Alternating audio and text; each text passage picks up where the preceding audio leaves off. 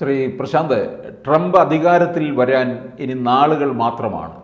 ഈ കുറച്ച് നാളുകൾക്കുള്ളിൽ തന്നെ ഇനി എന്തെങ്കിലും വലിയ സംഭവവികാസങ്ങൾ ലോകത്ത് തന്നെ ഉണ്ടാകും. ലോകത്തുടനീളം അമേരിക്കയ്ക്കകത്തും ലോകത്തുടനീളം അതിൻ്റെ ഒരു ചേഞ്ചുകളൊക്കെ കാണുന്നില്ല. അവിടെ ഇവിടെ യുദ്ധങ്ങൾ നിൽക്കുന്നു, ഇറാൻ അടിയറോ പറയുന്നു. കഴിഞ്ഞ ദിവസം ഇറാൻ്റെ പ്രസിഡന്റ് പറഞ്ഞില്ല, ഈ കയറുന്ന കാര്യങ്ങളൊന്നും ഞങ്ങൾ അറിഞ്ഞതല്ല.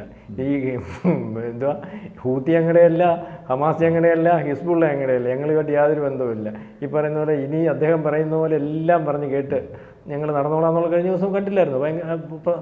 അമേരിക്കയ്ക്ക് താല്പര്യമുള്ള മാധ്യമത്തെ വിളിച്ചു വരുത്തി പത്രപ്രസ്താവന കൊടുക്കുന്ന ഒരവസ്ഥ. അതിന് മുമ്പ് അതിൻ്റെ ഒരാഴ്ച മുമ്പ് അവിടെ കവാത്ത് നടത്തിയതാണ്. മടിയൊക്കെ എടുത്തു വെച്ചും അല്ലെങ്കിൽ വിമാനം പറപ്പിച്ചും ഒക്കെ സൈനിക ഇതൊക്കെ നടത്തിയ ആളാണ്. ഇപ്പോൾ 3 ദിവസം കൂടെ ഉള്ളു. ഇത് അകത്തും പുറത്തും ട്രംപിൻ്റെ വരവിനനുസരിച്ച് ട്രംപിനെതിരെ അല്ലെങ്കിൽ ഡെമോക്രാറ്റ്സ് രൂപം കൊടുത്തിരുന്ന ഡീപ് സ്റ്റേറ്റിന് അനുകൂലമായിട്ട് നിന്ന ഒരു സംവിധാനം മൊത്തവും ഒരു പരിധിവരെ അടിയറവ് പറയുകയും അല്ലെങ്കിൽ നിർത്തിപ്പോകുകയും ഒക്കെ ചെയ്യുന്ന ഒരവസ്ഥയിലേക്കാണ് കാര്യം.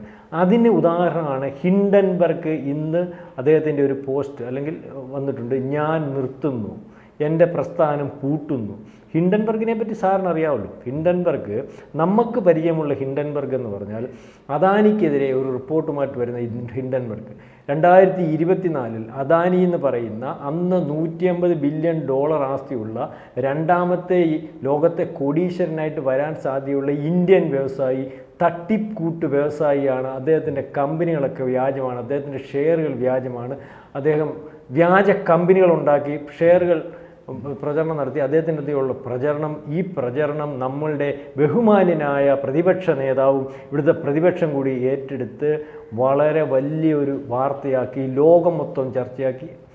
ലോകത്തെ രണ്ടാമത്തെ കോടീശ്വരൻ ഇന്ത്യയുടെ ഭാഗമാകുന്നതിൽ നിന്ന് അയാൾ വളരെ കൂപ്പൂത്തി വല്ലാത്തൊരവസ്ഥയിലേക്ക് പോയി. അതായത് ഈ നമ്മളീ പറയുമ്പം ഇവിടുത്തെ ആൾക്കാർക്ക് മനസ്സിലാവുന്ന, അല്ലെങ്കിൽ ചില ആൾക്കാർക്ക് മാത്രം മനസ്സിലാകും, ഒരു രാജ്യത്തിൻ്റെ എക്കണോമിക്കൽ ഗ്രോത്താണ് താഴെ പോകുന്നേ. ഇത്രയും വലിയൊരു വ്യവസായി, $150 ബില്യൺ ആസ്തിയുള്ള ഒരു വ്യവസായി, ഇപ്പോൾ അദ്ദേഹത്തിൻ്റെ ആസ്തി എത്ര തകർക്കാൻ നോക്കണമെങ്കിൽ 80-85 ഉള്ളൂ. $80 ബില്യൺ ആസ്തി താഴെ പോകുമ്പോൾ ആ രാജ്യത്തിൻ്റെ എക്കണോമിക്കൽ ഗ്രോത്ത് എവിടെ പോകും? അദ്ദേഹത്തിൻ്റെ സമ്പത്ത് പോകുന്നതിൻ്റെ കൂടെ ഈ രാജ്യത്തിൻ്റെ എക്കണോമിക്കൽ ഗ്രോത്ത് പോകത്തില്ലേ? നമ്മുടെ GDP താഴെ പോകത്തില്ലേ? ഇതിനകത്തെന്ന് പറഞ്ഞാൽ ഇത്രയും വലിയൊരു വ്യവസായി ഇന്ത്യയിൽ നിന്നുണ്ടാകുന്നു. ഇന്ത്യയിൽ ഇത്രയും വലിയൊരു വ്യവസായി വരുമ്പോൾ വെളിയിൽ ലോകത്ത് ആകമാനമുള്ള ഈ വ്യവസായികളുടെ ഷെയർ എടുക്കുമല്ലോ. അപ്പോൾ ഇന്ത്യ എന്ന് പറയുന്ന രാജ്യത്ത് നിന്ന് ഇത്തരത്തിലൊരു വ്യവസായി ഉണ്ടാകുമ്പോൾ ഇന്ത്യ അത്രയും ബലവത്താണെന്ന് വിചാരിക്കുമല്ലോ. അപ്പോൾ ഇന്ത്യയിൽ നിൽക്കുന്ന ബാക്കിയുള്ള ചെറിയ കമ്പനികൾ കാത്തുപോകുന്നതും ഷെയർ അല്ലെങ്കിൽ ഇത്തരത്തിൽ എടുക്കുന്നതിനും അല്ലെങ്കിൽ അതിന് വിശ്വാസം ട്രസ്റ്റ് ഉണ്ടാകുന്നതിനും ഒക്കെ കാരണമാവും. ഈ ട്രസ്റ്റുകൾ നശിപ്പിച്ച് ആ കമ്പനിയെ നശിപ്പിക്കുന്നു, ഇന്ത്യയുടെ എക്കണോമിക്കൽ ഗ്രോത്ത് കളയുന്നു. ബാക്കി ഈ ലോകത്തുടനീളമുള്ള ഈ കമ്പനി എന്നല്ലാതെ ബാക്കി ഇന്ത്യയിലുള്ള കമ്പനികളെല്ലാം അല്ലെങ്കിൽ ദൃഢമായിട്ട് പോകും. ഇത്തരത്തിൽ വലിയൊരു രാജ്യമാണെന്ന് വിചാരിച്ചിരുന്ന ബാക്കിയുള്ള കമ്പനികളുടെ ഷെയറും താഴെ പോകുന്നു. അതായത് ഒരാളെ പോയിൻ്റ് ഔട്ട് ചെയ്ത് അയാളെ നശിപ്പിക്കുന്നതിൻ്റെ കൂട്ടത്തിൽ അയാൾ നിലനിൽക്കുന്ന രാജ്യം, അയാൾ നിലനിൽക്കുന്ന രാജ്യത്ത് അയാളുടെ ഭാഗമായിട്ട് നിൽക്കുന്ന അല്ലെങ്കിൽ ആ രാജ്യത്തുള്ള മറ്റ് കമ്പനികളുടെ എല്ലാം ഈ പറയുന്ന പോലെ ഗ്രോത്ത് ഇല്ലായ്മ ചെയ്യുന്ന അവസ്ഥ, കമ്പനികളെല്ലാം ഷെയർ വിഡ്രോ ചെയ്തുകൊണ്ട് പോകുന്ന അവസ്ഥ, വിദേശത്തു നിന്ന് അടക്കം വരുന്ന വ്യവസായികളും സമ്പന്നരും ഇവിടെ ഇൻവെസ്റ്റ് ചെയ്യാത്ത ഒരവസ്ഥ. ഈ രീതിയിലേക്ക് കമ്പനികളെയും അല്ലെങ്കിൽ രാജ്യത്തെയും ഒക്കെ നശിപ്പിച്ചിട്ട് അതിനകത്തുനിന്ന് പണം സമ്പാദിക്കുന്ന ഒരു ഹിൻഡൻബർഗ്. ഇതിനെപ്പറ്റി പരിശോധിക്കുമ്പോൾ 3 പേര് കൂടുന്ന ഒരു സാധനം, ഒന്നുമില്ല, ഒരു കടലാസ് കമ്പനി. ഇത് അമേരിക്കയിൽ നിന്ന് വരുന്നു.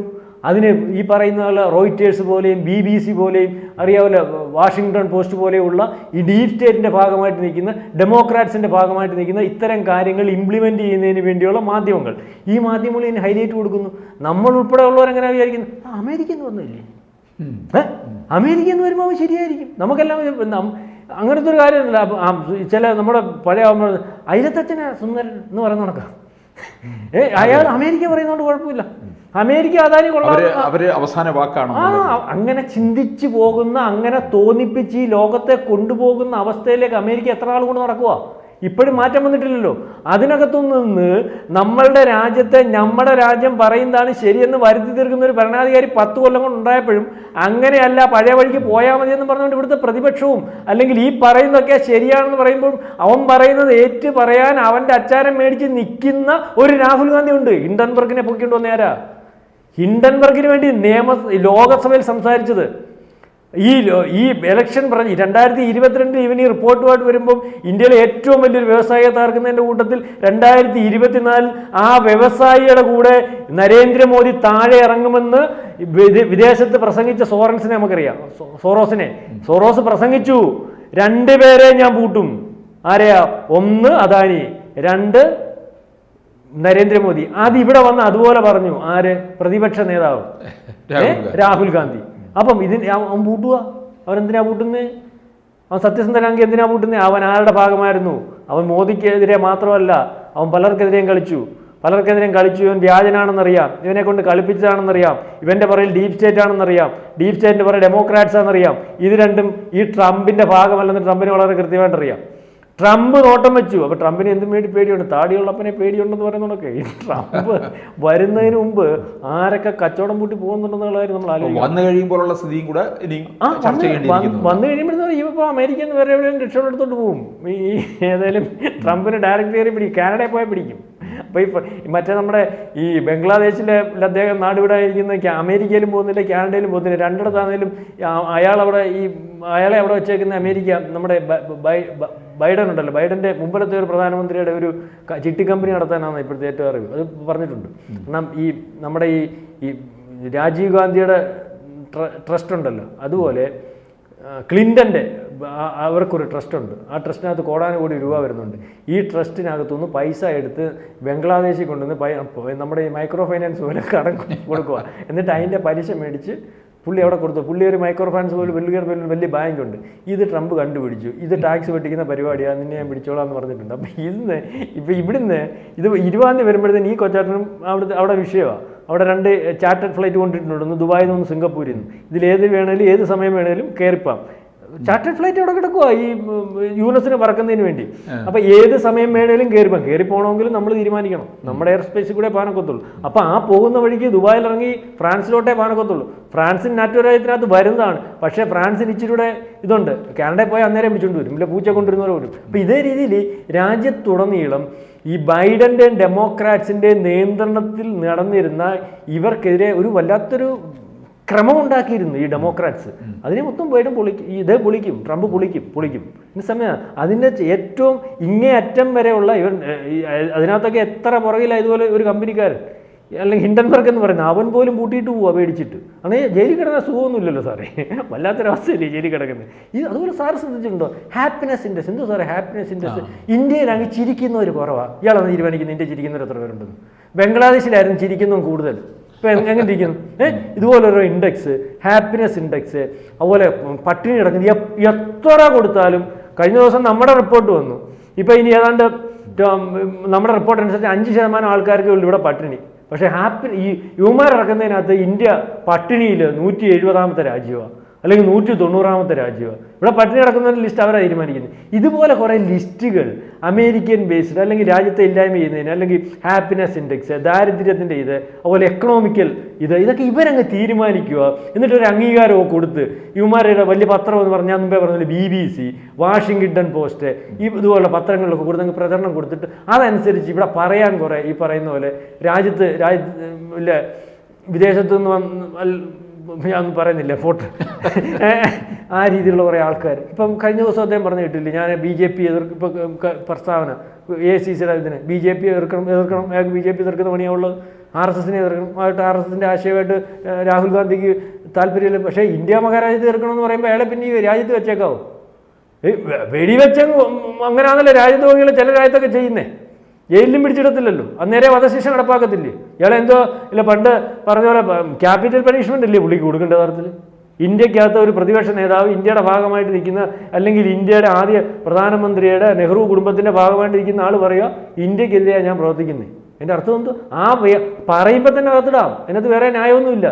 അപ്പോൾ അതേ രീതിയിൽ നമ്മളീ പറഞ്ഞ നമുക്ക് പോട്ടെ, ഇതേ രീതിയിൽ ഹിൻഡൻബർഗ് എന്ന് പറയുന്ന പ്രസ്ഥാനങ്ങളും മറ്റു കാര്യങ്ങളും ഒക്കെ പൂട്ടുകയാണ്. അതായത് ഈ പറയുന്നത് പോലെ എക്കണോമിക്കൽ ഗ്രോത്ത്, അല്ലെങ്കിൽ അമേരിക്കയുടെ താല്പര്യത്തിനല്ലാതെ നിൽക്കുന്ന എന്തിനേയും വ്യവസായികളായാലും കൊള്ളാം, രാജ്യത്തിനെ ആയാലും കൊള്ളാം, അതിന് നേരല്ലാത്ത ഏത് മാർഗം ഉപയോഗിക്കുന്നതിനുമുള്ള സംവിധാനങ്ങളുണ്ടായിരുന്നു. ഇതിൻ്റെ പുറകിലൊക്കെ എന്ന് പറഞ്ഞാൽ മനസ്സിലാക്കേണ്ടത് സോറസ് പോലെയും, സോറസിനെ അറിയാമല്ലോ, ഏറ്റവും അടുത്തറിയാം, അദ്ദേഹത്തിൻ്റെയൊക്കെ ഫണ്ടിങ്ങും അദ്ദേഹത്തിൻ്റെയൊക്കെ NGOസും ഈ പറയുന്ന ഹാപ്പിനെസ് ഇൻഡെക്സ് ഉണ്ടാക്കുന്നത്, അല്ലെങ്കിൽ ആർക്കാണ് എക്കണോമിക്കൽ ഗ്രോത്ത് ഉള്ളത്, ആർക്കാണ് ഈ വിശപ്പിൻ്റെ ഭക്ഷണത്തിൻ്റെ ലോകത്ത്, ഇതിനകത്തെല്ലാം ഇവരുടെയൊക്കെ ഓരോ NGOs ആണ്. നമ്മൾ നോക്കുമ്പം ഇതിൻ്റെയൊക്കെ നല്ല വൃത്തിയുള്ള പേരാണ്.